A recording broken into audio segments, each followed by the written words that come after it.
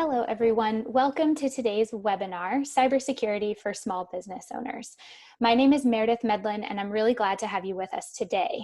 I serve as the Director of Partnerships and Impact for Accion Opportunity Fund, a national nonprofit organization that provides affordable loan capital as well as wraparound business resources to small business owners across the country. We have a specific focus on entrepreneurs of color and women entrepreneurs.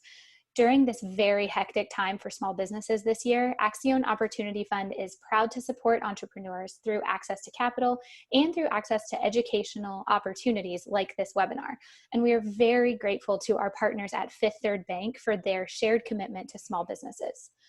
Today's webinar will help you think through some best practices, useful tools, and common pitfalls when it comes to security online. In our ever increasingly digital world, it's really critical for small business owners to protect themselves, their customers, and their employees. But sometimes it can be tough to know where to start. We'll walk you through some of those areas today, as well as addressing your questions directly. We've got some fantastic speakers with us today, but just before we begin our cybersecurity discussion, I want to go over a few housekeeping items quickly here. First, you should be able to view our presentation through the Zoom Webinar Tools window on your desktop if you've joined us by computer. If you are joining by computer, you will see a chat function in the Zoom window's black toolbar. Please click on that chat button and use that function to type in any questions you have for our presenters throughout the presentation. Feel free to drop questions in the chat as we go along, and I will administer a question and answer session following our discussion based on the questions that are typed into that chat window. Lastly, we are recording this webinar today, so you can refer back to this information at a later time. I'll send an email containing a link to that recording shortly after the webinar concludes today. And just quickly, you will be prompted at the end of today's discussion to fill out a very short 2-minute survey about the presentation. We really value your feedback, so please do just take a couple minutes to give us some of your thoughts today. And now I am pleased to introduce my partner at Fifth Third Bank, Philip Henry, who will share a bit about the bank's commitment to the community. Thanks so much for being with us, Philip. Okay, thank you, Meredith. Good afternoon, everyone. I am Philip Henry, Community and Economic Development Program Officer for Fifth Third Bank. And once again, thank you for joining today's webinar, Cybersecurity for Small Businesses, our 5th small business webinar of 2020 in partnership with Accion. Our commitment to put business customers at the center of everything that we do is a driving force behind our ongoing collaboration and partnership with Accion. Together, we share a common goal, and that's helping entrepreneurs overcome barriers and achieve business growth by expanding access to capital and educational resources. Fifth Third Bank, in collaboration with the National Community Reinvestment Coalition, made a commitment to invest $32 billion into the communities that we serve through 2020. The plan was originally announced as a $27.5 billion commitment in February of 2016. It expanded to $30 billion in November of 2016 and expanded again in October of 2018 to $32 billion to reflect Fifth Third's expansion into the greater Chicago area. We have exceeded our commitment with significant help and engagement with community and business partner organizations such as Accion. As you can see from the slide, we have completed the 5-year plan with $35.5 billion in lending and investments to improve lives in low and moderate income communities throughout our 10-state footprint. We've committed $13.8 billion in mortgage lending, $11.1 billion in small business lending, and $9.3 billion in community development lending and investments. As you can see, Fifth Third is committed to all of the markets that we serve.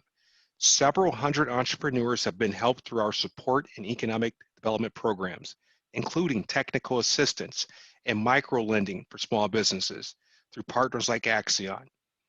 If you're launching your business or expanding it, our team at Fifth Third and our resources are available to you every step of the way. Please visit our Business Resource Center at 53.com and let us help you meet your financial goals and assist you with smart financial solutions for both your personal and business needs. Thank you, and back to you, Meredith. Thank you so much, Philip. We are so proud to partner with Fifth Third Bank and really appreciate the steadfast collaboration here. So now we will get started with our discussion today about cybersecurity. Today's experts, as you can see on the slide, include Tom Scarborough, Robin Quintero, and Maria Mason from Fifth Third Bank. We are so pleased to have all three of you with us today. Thank you so much for lending your time and expertise to us. So as we jump into this discussion to sort of set the stage, I would like to turn things over to Tom, and we're going to start with just a poll of the audience so we can understand a bit more about the needs and concerns around cybersecurity that our audience has today. So I'm going to launch the poll now, and if you all will vote for which cyber threat concerns you the most, you can go ahead and vote now and help us understand what you're most concerned about around cybersecurity.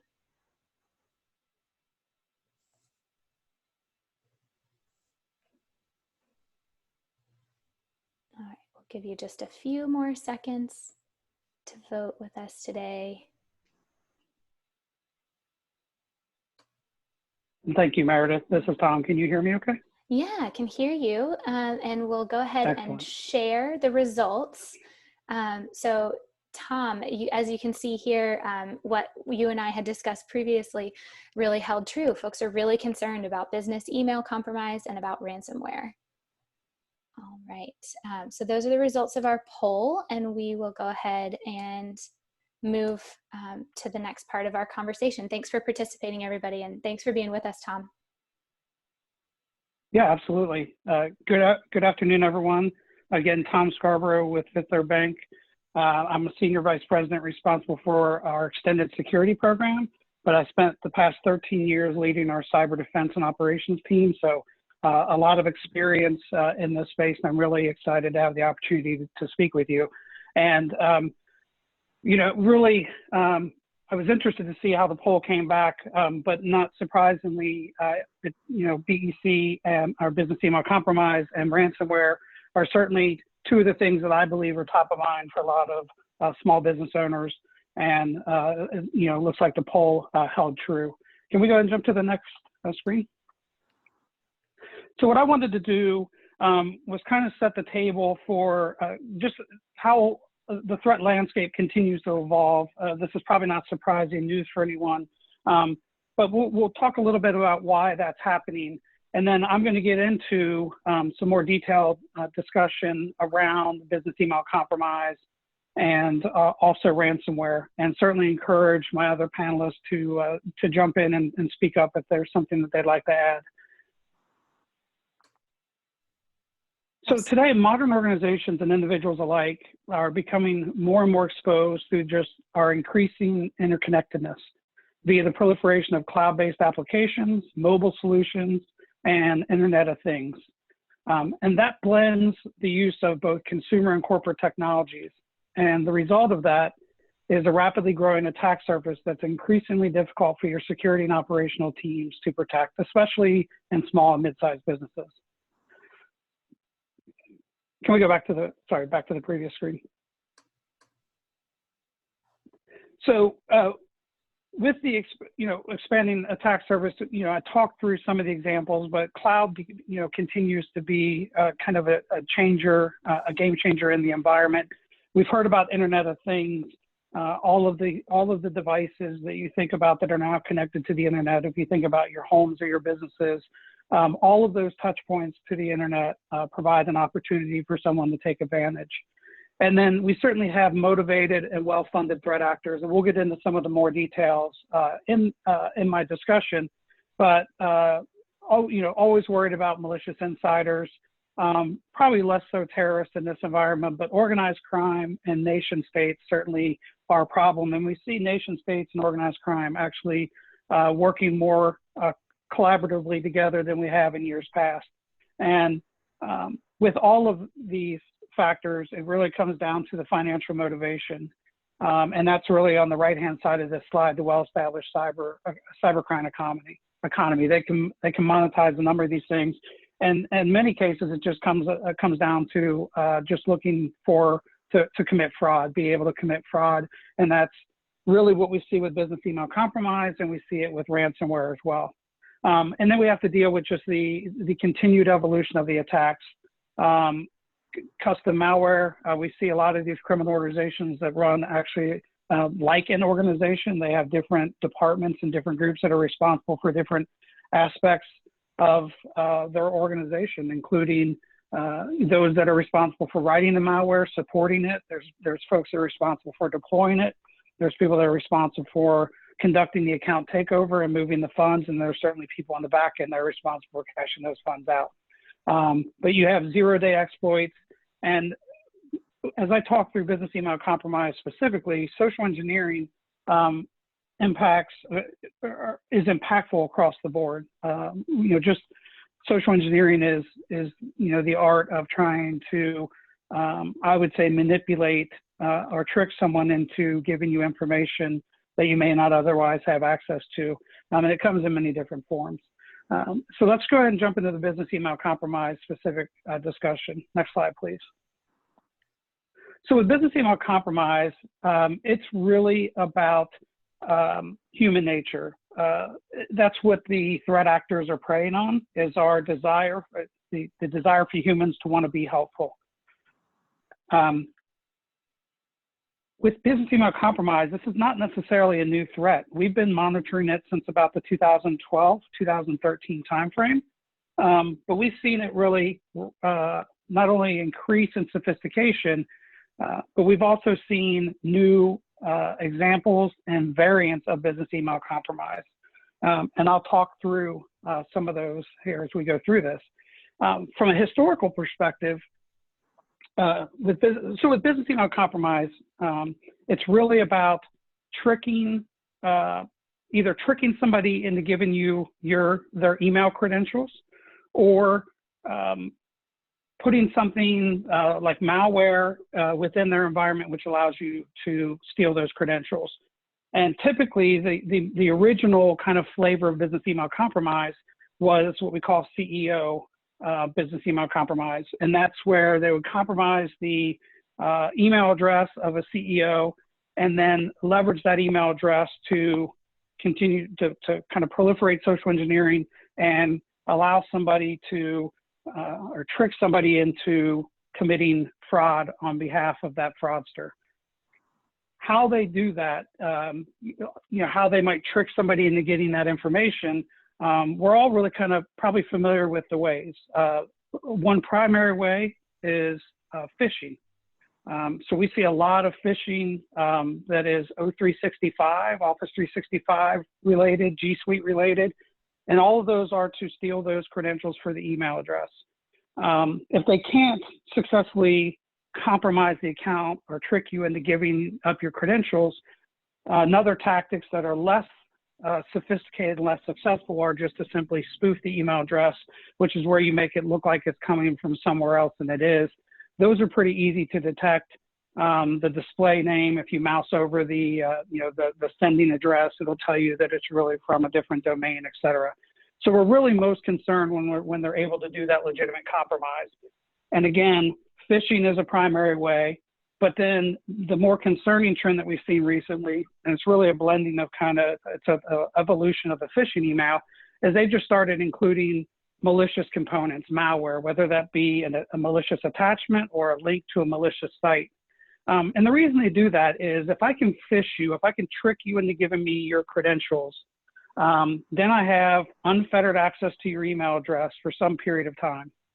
And during that time, there's a lot of additional context that I can get from having access to the email box, which is absolutely why they try to do it. But if you detect that I have compromised your email account, all you have to do is go change your email address. Change your password, and I no longer have access to the account. I would have to trick you again. But if I can get malware on your machine or in your environment, then I have persistence. I have the type of malware that we're talking about has key logging capabilities. So I have access to all the keystrokes. And so if you decide to change your password, I will be able to see what you change it to, and I will be able to continue to maintain access and control of the email account. And as I mentioned just briefly before, when I have access to the email account, there's so much more context that I can get around who they communicate with, how they communicate with them, what the last conversation might be. And another fairly nifty trick that they do, unfortunately, is when they're in that email account, they will set up rules within the email account, kind of filtering rules.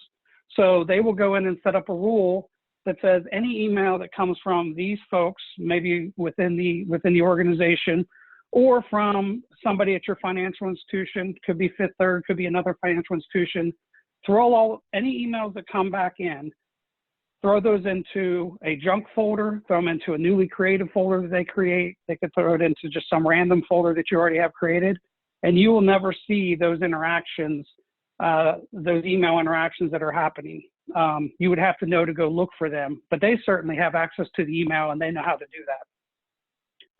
So when business email compromise started, when they used to get this access, so we're back kind of in the 2013-14 timeframe, they used to email the bank employees most often. They would email in pretending to be that CEO and trying to trick their banker into sending a wire ACH fraud.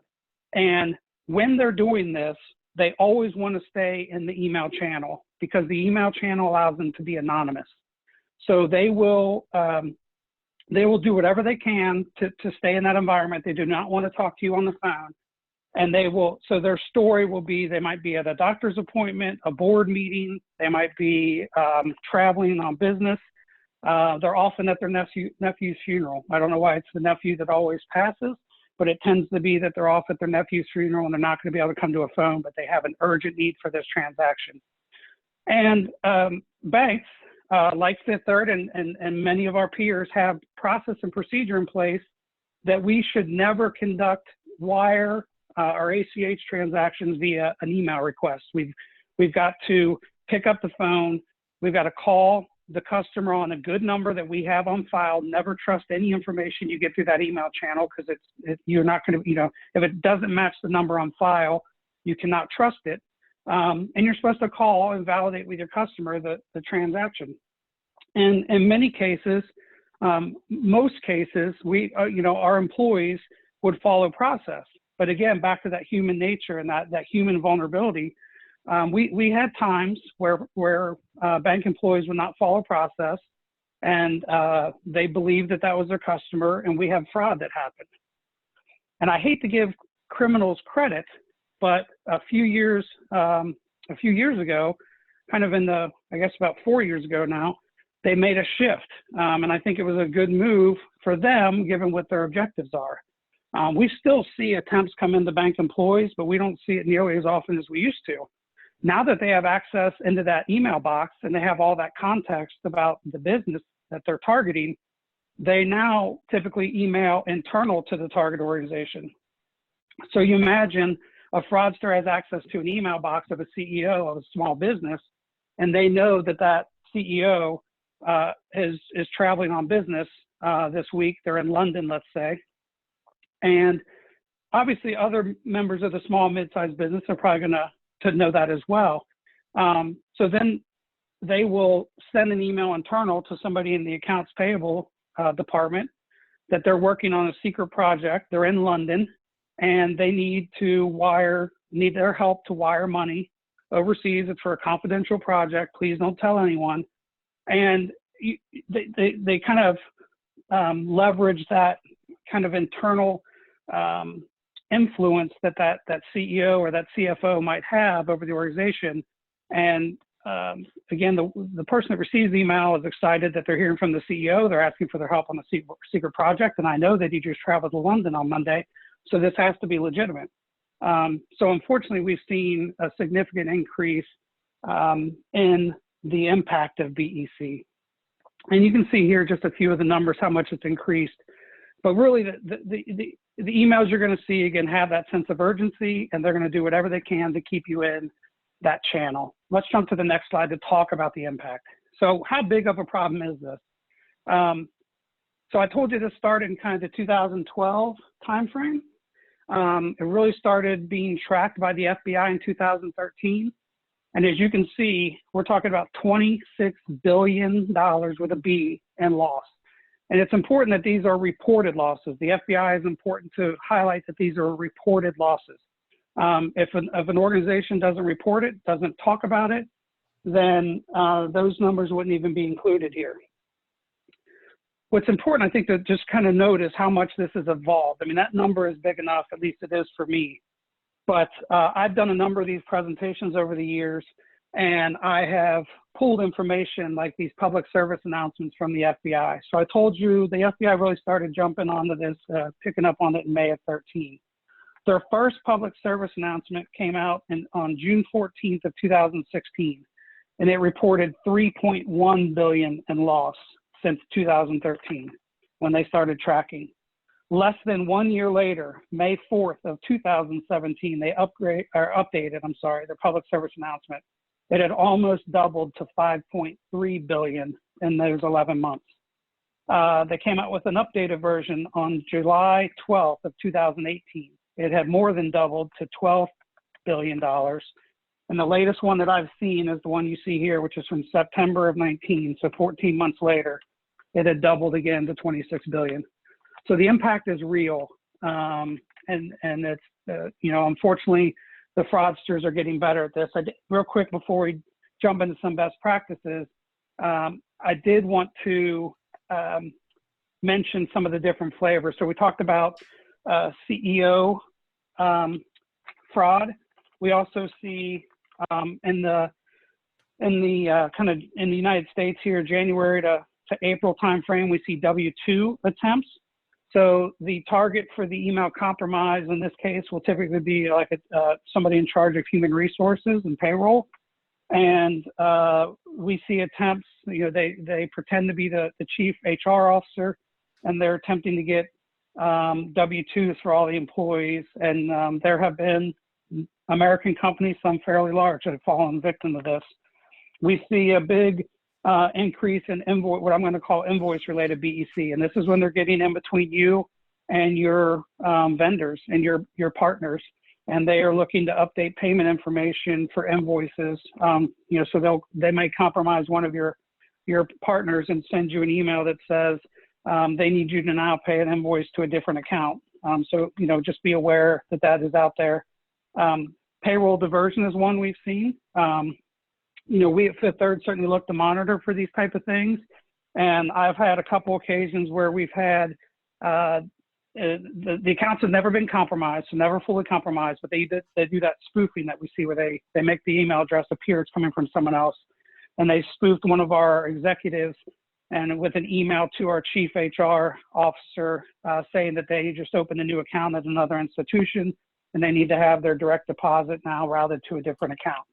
So we certainly identified those, and really was never any risk for us particularly, but just be aware that that's something else that we see. And then we see more and more legal and real estate BEC as well, where they're getting in the middle of payoffs and different things with title companies with those type of related transactions. So you can certainly see how significant this problem is, and dollar amounts are pretty staggering.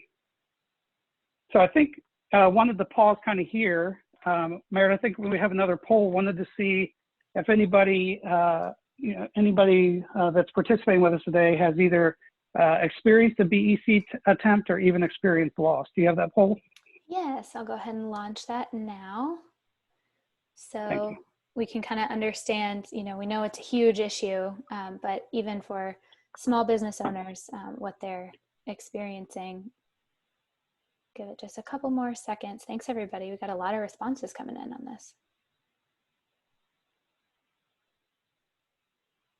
Alrighty.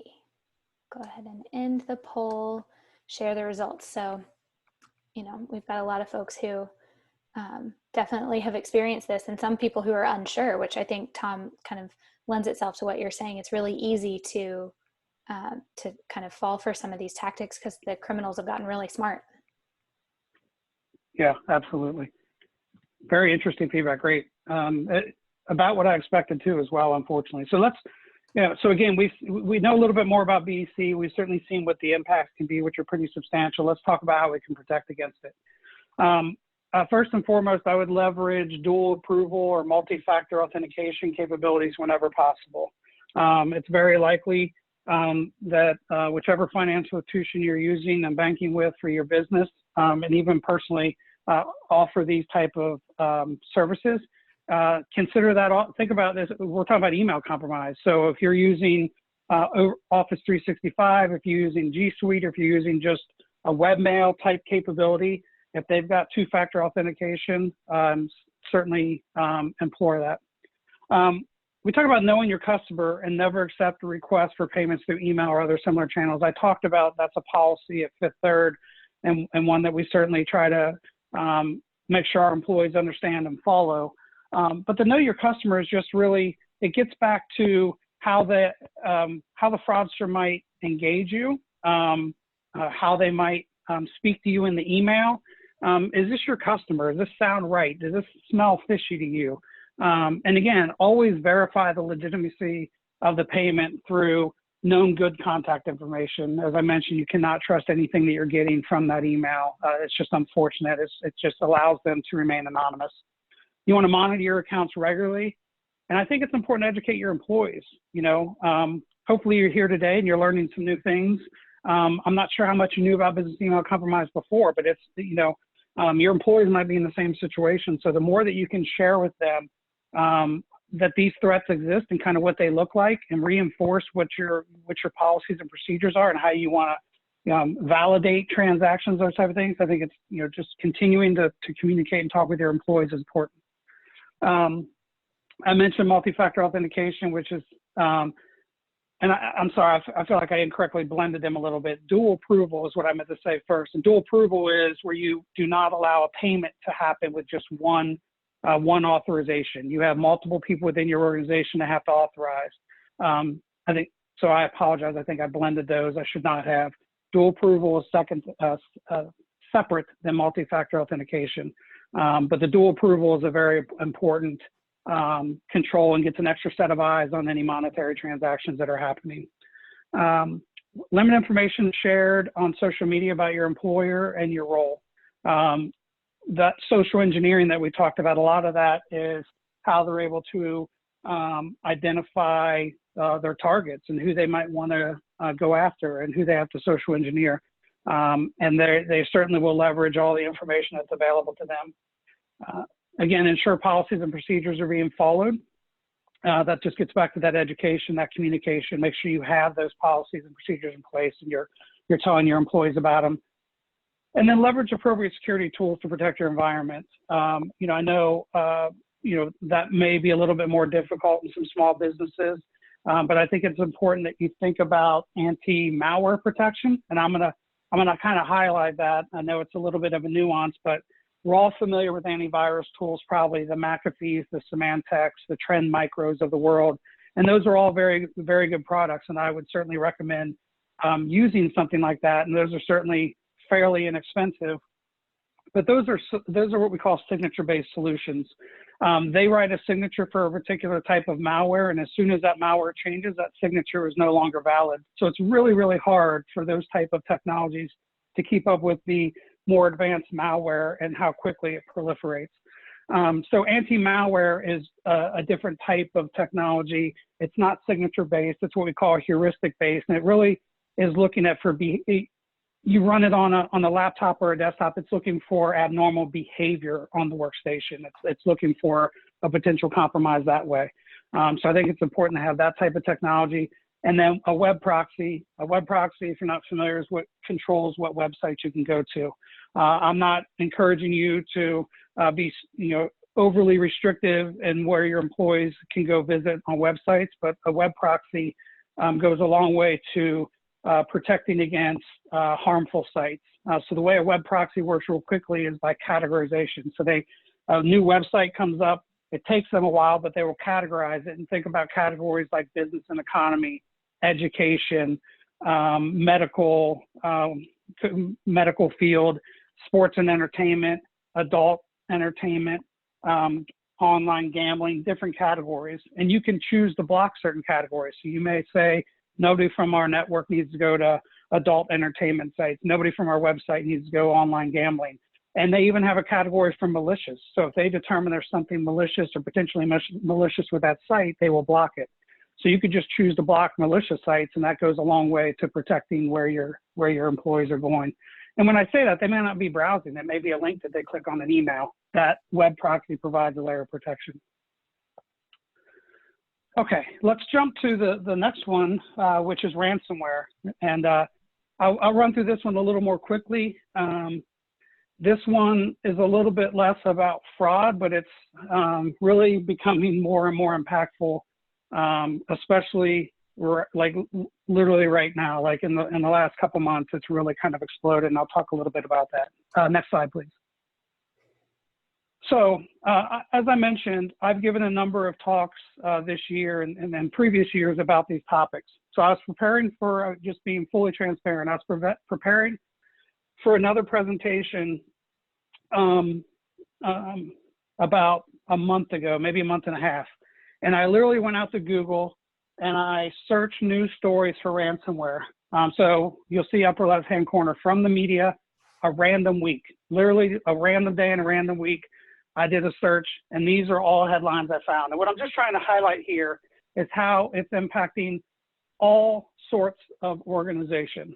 You have an IT services giant that suffered a ransomware attack. 1.5 terabytes of stolen aerospace data. Universities are certainly at high risk for this type of attack. And we see lots of universities that have been impacted. In this example is Columbia. Honda investigates a possible ransomware attack. And then Accion, files were posted online by the threat actors after ransomware attack. And since then, so I showed this slide to another presentation just a few weeks ago, and I added these three because these were three brand new ones that just happened. Cognizant, Garmin, and Carlson Wagenlieb, the large travel company. I can't say this with certainty, and I certainly don't want to, in no way is this commentary against Carlson Wagenlieb, but, well, let me back up, I'm sorry. Just with ransomware, to make sure everyone's aware, it's a destructive malware, and historically, what they would do is they get malware in your environment, and it's able to spread the environment. Basically, they just encrypt all of your data and all of your files, at least everything that they can. And in order to get that decryption key, they are the only ones that can decrypt it. If they encrypt it because they hold the decryption key, they ransom you. You have to pay a ransom. And again, you're dealing with criminals. So you're going to have to make a business decision potentially on whether you're going to pay them or not. I will just add that they are trying to run a business, and they certainly want people to pay. So oftentimes, if you do pay, you do get the decryption key. But in no way am I advocating paying. The FBI would not advocate paying. That will be a business decision you might need to make. What they've started doing, so when they did ransomware in the past, it wasn't about a breach so much. It wasn't that they were taking data. They were just encrypting it and impacting the operations of your business. What they are doing now, a recent shift in the last year or so, is they are taking a copy of the data, then they're encrypting it, then they're holding you ransom, and then if you choose or you're looking like you're hesitant to pay, they are threatening to release your data if you don't pay them. So it's really gotten kind of out of hand, and we're not going to change the next slide yet, but the next slide will show you how the ransoms have increased. Just a few years ago, it might be $1,000 ransom. It might be a $1,500 ransom. And I'm not implying that those are small numbers, but they have greatly increased. And so what I started to say a second ago, again, not in any way a commentary on Carlson Wagenlieb, but they were so impacted that there is good evidence out there. They have not commented specifically, but there's good evidence out there that they paid $4.5 million in ransom to get access to their network back. Garmin, I believe, was the other one that was suspected of paying about a $2.5 million ransom. So you can see how impactful this is becoming. And again, now that they are stealing a copy of the data to further hold over your head, and there's even a ransomware actor there now that there is a website where they will publicly shame you that they have stolen your data and you've been ransomware and you're not paying. So again, a very kind of significant attack. I won't read through all the numbers on the right. I know the slide's been up for a while, but it speaks to they actually have a ransomware as a service now. Like, you can hire somebody to run your ransomware attack for you. It's just the proliferation of the threat landscape is quite scary. Next slide real quick, we'll just see kind of what I was talking about. These numbers, this is from the end of last year. We're obviously almost, or I guess we are a year past this now. But you can see the trend here, and the numbers I just gave you for like Carlson, Bond, Elite, and some of the others. This trend continues to just explode. So let's talk about what some of the best practices are for ransomware. First and foremost, have a sound data backup plan and maintain up-to-date backups and store them offline. With ransomware, if you have a good data backup plan, and you're going to hear me say it throughout here, and you test and you're able to recover, you really don't have to worry about that question of do I pay or do I not. You're going to be able to recover your business. You very well might have operational impacts. You almost certainly will have some operational impacts, but you will be able to rebuild your environment. When you don't have this, you are, either you don't have a good data backup plan, or your network is not architected very well. Your backups are stored online right next to your primary servers. If that ransomware is able to encrypt your backup data, you basically don't have any backup data. And then you are really making the decision of, I am rebuilding from scratch, which is going to be a very significant operational hit, or I'm going to pay the ransom. Those are really your two decisions at that point. Unfortunately, that's where you're going to be. So I cannot emphasize enough the data backup plan. Test your backup plan. I mentioned a little bit, segment the network. Just make sure that if they encrypt everything, but you have all of your backups and you've tested, you know how to recover, again, you're going to have to go through that process, but the impact should be much more minimal. Perform regular penetration testing. Just understand, is your network vulnerable? This is just kind of a good practice anyway. A penetration test allows somebody to poke and prod as an attacker would, and they can identify where you have weaknesses that you need to address. We talked about antivirus and anti-malware systems. Keep them, have them and keep them running. The best protection is to keep this stuff out of your environment altogether, and those two can help. Vulnerability management program is kind of tied to the pen testing. Where you have vulnerabilities, you want to make sure you're patching them or mitigating them, much like you do hopefully your laptops and workstations at home. You're keeping them patched on a regular basis. Filter what comes in and out. The proxy we talked about. End user education. At Fifth Third, we run phishing exercises for all of our employees. Each month, we test about 11,000 employees. So if I work for Fifth Third for a year, I'm going to get 6 different phishing exercises throughout the year to try to just teach people what these emails look like, educate them on what to do with them. If they get a suspicious email, don't open, don't click, forward here for assessment, etc. So the more you can talk to them about it, I think the better. Develop and implement disaster response and recovery procedures. If you get ransomware, it is probably a disaster for your environment, air quoting a disaster. It is, your network is no longer there. And what are you going to do? And just to reiterate again, exercise and test. The more you understand how you respond to something like that, if whether it's your data center is gone and your building's gone, or you've been ransomware, what steps do we need to take to get back to operations? So I think that's all I have. I would like to hand it off to our next presenters. Thank you. All right. Thank you so much, Tom. We've already got lots of questions in the chat. Encourage you guys to continue to add your questions, and we'll handle all of those together at the end. But now I want to move to our colleagues, Robin and Maria, to talk a bit more about sort of the payment side of fraud So Maria, what can you help us understand about how to protect against the different types of payment fraud?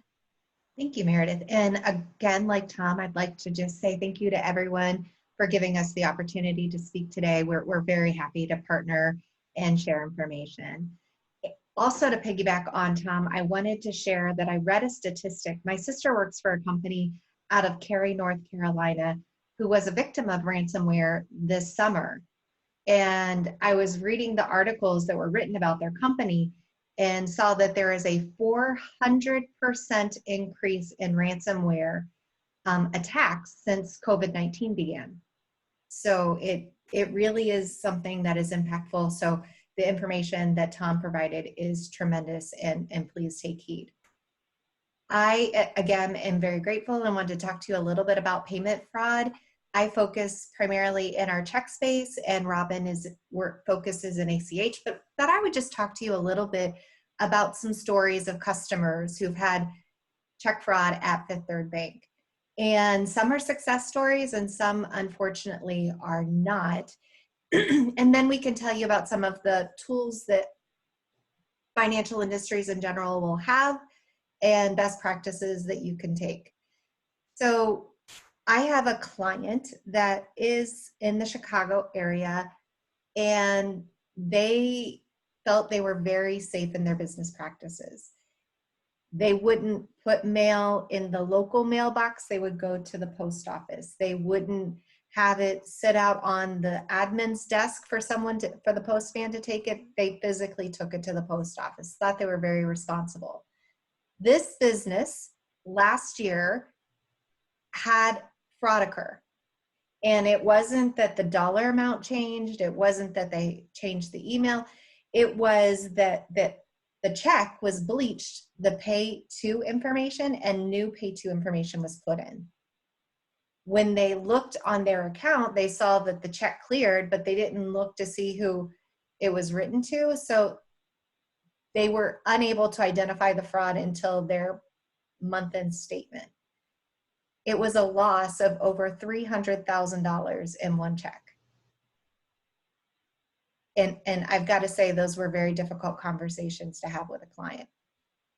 I've had other clients who use the tools that are available to them. They go in, they log into their checking account daily, they look at the check images, and they're comparing it against their check register to identify all of the checks that are paid and make sure it matches what they wrote. The best offense or the best defense is a good offense, right? So it is making certain that you are looking daily at the checks that are clearing your account.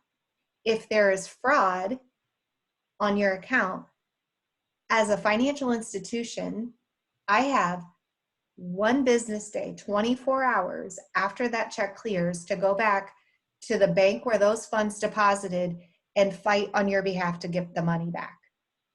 It is a very short turnaround to guarantee that we get your funds. If you can do that, then it's a very simple process. If you have one of our tools, which we'll talk about in a minute, it's even simpler. All financial institutions that are similar sized have tools called positive pay. And the two most common are positive pay and reverse positive pay.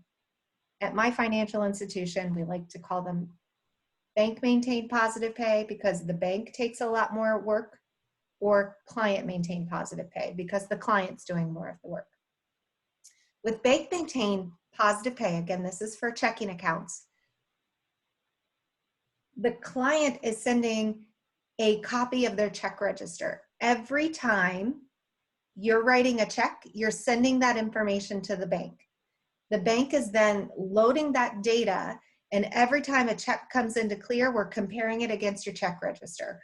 We're looking to see, does the pay to information match? Does the dollar amount match? And does the serial number on the check match? If those don't match, we flag it and say, customer, please look at this. We think this potentially could be fraud. And we're sending those out to the client to only look at the exceptions. So that is, again, in the industry called positive pay. At Fifth Third, it's called bank maintained positive pay. The customer is letting Fifth Third say everything on these 50 are okay, but these 3 look questionable. The other option is a tool called client maintained positive pay or reverse positive pay. Reverse positive pay, the nice tool is instead of you providing your register to us, we as an institution just place every check that has been presented to us out for review, and the client gets to say this one's okay, this one is not okay. So again, at the time that that check is cleared, we're giving the client the opportunity to approve or disapprove. If they say, no, this check is not okay, it looks like it's been fraud, then Fifth Third Bank immediately returns that to the Bank of First Deposit and works to get the funds recovered. There is not a fraud packet that ever has to be filed. Insurance isn't having to go through the process. We're your partners and we're doing that for you. So that's a couple of the tools and options available. For customers who have accounts where they don't write checks, but they need checks. So you're receiving your payments or you're sending out, but it all goes out ACH or wire, your quarterly taxes, but you're physically not writing a check. We have another tool that again should be industry standard called Check Block, which is exactly what it sounds like. Check Block is anything that comes through that someone wrote a check on, we're going to immediately reject that back because we know that's fraudulent. You've told us that you don't write checks. So those are some of the tools in the industry that we have available for clients. I'm going to give you another example because I was taught to be a storyteller, for better or for worse. I reached out to one of our clients to ask them what their fraud experience is. And this is a client who uses one of our products. And they said, well, we don't have a fraud experience. If we see something that we disagree with, we click a button and it's fixed. So instead of the frustration that goes into collecting and having to sign documentation, those are some of the tools that are available. Again, multiple layers of protection based on business needs, but these are some of the industry tools and best practices that we can share. Always review your checking account information. Log in daily to look at your checks that are being cleared. Make sure they're the checks that you wrote. If you identify a problem, immediately reach out and let us support and help you. The other thing to know is if your account has been compromised, you may want to consider, and I would strongly suggest closing the compromised account and opening a new account. I know that's painful. I know that there are so many automatic payments that come in and out. You have to worry about checks that are outstanding. But once the account has been compromised, that fraudster will continue as long as they think they can. That's just some of the things that I wanted to share. I'm going to pass this over to Robin to let her talk through some other information in regards to ACH fraud and protections that we have available. Great, thank you, Maria. This is Robin Quintero, and I am the ACH product manager at Fifth Third. So I wanted to talk to you a little bit about some of the electronic payment fraud that can occur for ACH and wire transactions. So as a small business, I know that your resources might be very limited. So I think it's very important for you to know and understand what to look for, and then potentially some tools, as Maria talked about, to kind of take away some of that, let your a third party do some of that heavy lifting for you, so that you don't have to wear another hat and monitor your accounts on an active basis. So a few different kinds of payment fraud. I know Tom has already talked about business email compromise and social engineering, where you receive an email from an executive either to send a payment out or to change bank account information, or we've seen where there's a vendor, or it looks like a vendor is sending information or an email with information to change their bank account information and update their remittance payment account. So those are some things to look for. And I know Tom's talked about some ways to identify those and to protect yourself there. Fraudsters can also use phishing to plant malware to obtain your online banking credentials to log into your online banking platform and to send out wires and ACH payments. So with these two, as Tom mentioned, using dual approvals on your online banking system to add additional users, as well as to send out payments, is definitely key. Also, monitoring your accounts on a regular basis, setting up automated email alerts for outgoing payment activity, as well as for return payments, is another way that you can help to get that information into your hands quickly. There's also the ability to implement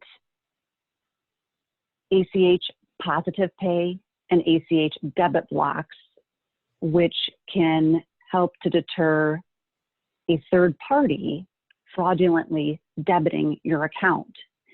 So there's not only the potential for someone to send funds out of your account using ACH payments, but an ACH debit could be used to pull money from your account.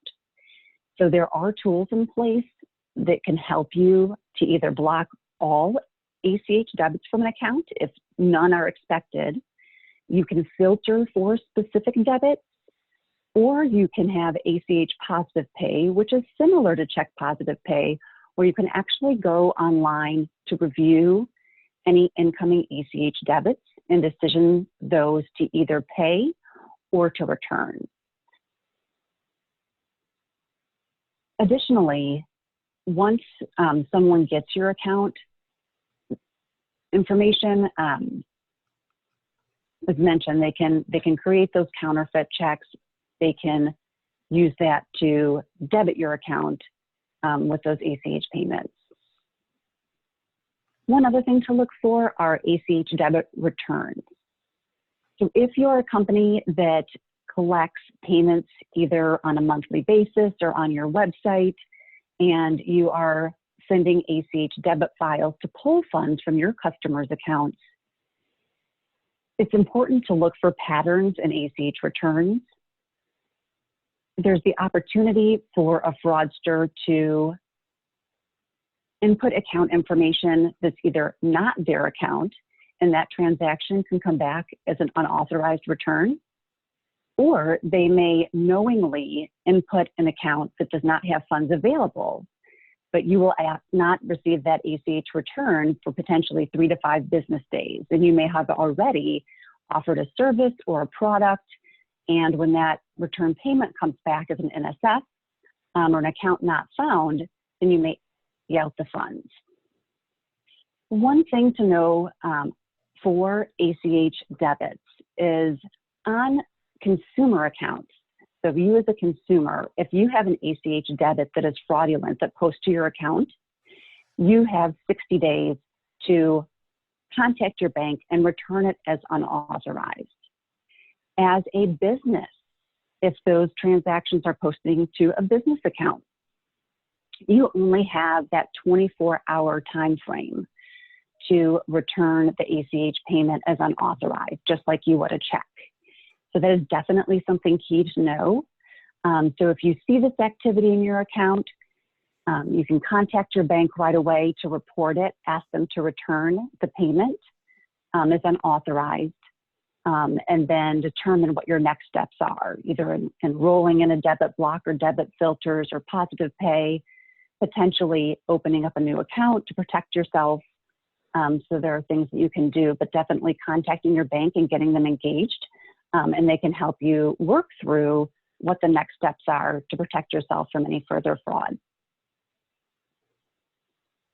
All right, thank you so much. We're getting close to the end. Yes, thank you so much, Robin and Maria, for helping us understand the different aspects of the different kinds of payment protections, and then also kind of how that intersects with cybersecurity issues for other aspects of our accounts. This last question, I think that we have spoken about a bit, so how to respond, sort of in tandem with kind of how to protect against some of these things. I think we have hit some of this, particularly Robin, with your last point about making sure to be in touch with your bank very quickly. But anything, Tom, that you would like to add here, or Robin and Maria, around response once you've become a victim? This is Tom. I would just, again, I think Robin covered it well, and we've kind of hit on it. Speed is absolutely of the essence. So all those things that, when I talk about monitoring your accounts and, some of the other best practices, staying on top of, if you suspect that you've been a victim of fraud, or, it certainly looks like you have, get in contact with your bank as quickly as possible. The earlier that they know, the more likely they're going to be able to help you, and in many cases recover some, if not all, the funds. All right. I'll add one more thing, and it's a trend I'm seeing more, especially in the check space, is with mobile deposits. If you are a business that writes a check to, let's say, an employee, and I see this a lot in businesses where employees change a lot, so home health care workers or in food service, they get a check. They mobile deposit the check funds clear. 2 weeks later, they go into a check cashing center, cash the same check. So you as a business would reject the second item because you've already paid the first. Make sure that if that's the case, do it quickly, because under UCC code for the state, the holder in due course, so the person that holds that negotiable item, that piece of paper, actually has more rights to the funds than the electronic deposit. So that's an example where immediately notifying your financial institution that that has occurred is critical to get the funds back. All right. That's a really good example of something, at least that I think has come up recently. Mobile deposit, I think, is becoming more and more popular. So that's the kind of thing that folks might not have thought about before. Thanks, Maria. Mm-hmm. All right, so we just have a couple of minutes here to answer some of the questions that are in the chat. And while folks are continuing to type their questions in, I do just really quickly want to let you know that we have another webinar coming up in several weeks that we would love for you all to join as well. So I'm going to drop a link in the chat for you to learn about that webinar and sign up for that webinar. So that link is available for you. And now we'll look at some of our questions for today's topic. Thanks everybody for adding these questions. And again, we are recording this webinar so you can listen back to this information at a later time. So I had a question here, one of the first ones to come in, Tom, that I think you could help us with, around how often certain businesses are targeted. So we had a question about how often with business email compromise or ransomware are businesses in under $1 million of annual revenue targeted. Is there sort of a rule of thumb or any trends that you can share about particularly small businesses being victimized, or maybe not so much? No, I apologize. I don't have numbers around certain levels of revenue and size of business. What I would tell you is I would tell you over the last several years, small and mid-sized businesses were the primary target because they typically have fewer controls, and then in some cases, they don't have the IT or security staff to more effectively kind of protect the environment or identify these threats. So criminals, certainly there's going to be some of the criminal groups that maybe only target larger organizations, but I think they always go kind of the path of least resistance, and they're going to try to monetize wherever and whenever they can. Mm-hmm. And so, and again, small and mid-sized businesses historically have been the primary target. So I think everyone's at risk. And I think it's only more recently we've seen, especially with the ransomware, some of the more prolific attacks against large organizations. So I think they're absolutely at risk. All right. Thank you. And on the similar note around ransomware, we had a really good question that was a question in my mind as well. If a company pays the ransom and their data is decrypted and given back, how does that company guarantee that the hacker actually has given the information back and did not keep a copy or is not going to do something like this in the future? That is a great question. And it's one unfortunately, I really don't have a good answer for, and that you really don't know. And to be clear, what they're going to do is they're going to take a copy of your data, but they're going to leave the data intact and just encrypted. So when you come to the spirit of your question, if you pay to get the decryption key, and let's hope they give you the decryption key, you will be able to unencrypt all of your data as it sits in your environment, and you should be back up and running fairly quickly. But you're asking the right questions around how do I ensure that they destroy the data on the back end like they promised they were going to do, or they're not going to, they're not going to do anything else with it. And I don't have a good answer for that. Unfortunately, you're probably not going to know. You could have them sign something, you could have them write, an affidavit, whatever it might be. You're dealing with criminals, and most likely criminals outside the United States. So how much you can trust that, I just don't know. And the other thing I would say, another question that comes up a lot that's related is, how do I know that I'm not going to become a victim again? And I think one of the challenging questions that people have to answer is, if I pay or I don't pay, is if I pay, am I showing that I am willing to pay and I have a weak environment? And there's some school of thought out there that might make you become a more frequent target of at least attempts, because if they are able to be successful, you're likely to pay. Not advocating that anybody pays. That's an individual decision you have to make based on the circumstances. But it's a great question, and it's a tough one to answer. There's not a great answer for it. You're dealing with criminals. Yeah, absolutely. Well, understand it's a tough issue, but it's helpful to understand some of the thinking there. All right, so I think we're just gonna have one more question, because I know we're a couple minutes over time, but we had some questions around positive pay for checks that, Maria, I think you could help us understand a little bit better. So somebody's wondering how positive pay works for checks if a fraudster actually goes to a bank branch and cashes that check. How does the process look any different for cashing as opposed to just depositing? So if you have positive pay, then even at the teller, if there's two steps, right? So the checks clear the bank. So when you go, let's say you bank at Fifth Third, but someone goes to cash a check at at a competitor bank, right? So they go in, they cash that check. Those funds leave that banking center. They come back to Fifth Third. That check comes back to Fifth Third to negotiate, and for us to then make that original financial institution whole. That's where our customer says, nope, don't give them those funds, because that check is fraud. And that's where we negotiate and take care of it on our behalf. We go back to that bank and say, you need to collect those funds back because they're fraud. And so that original bank that took the deposit is the bank that has to go back and get the funds. Okay. All right. Thank you. I think that's helpful. All right. So we have come to the end of today's webinar. Thank you so much for sharing your expertise, Maria and Robin and Tom. I appreciate it so much, and I know our entire audience does as well.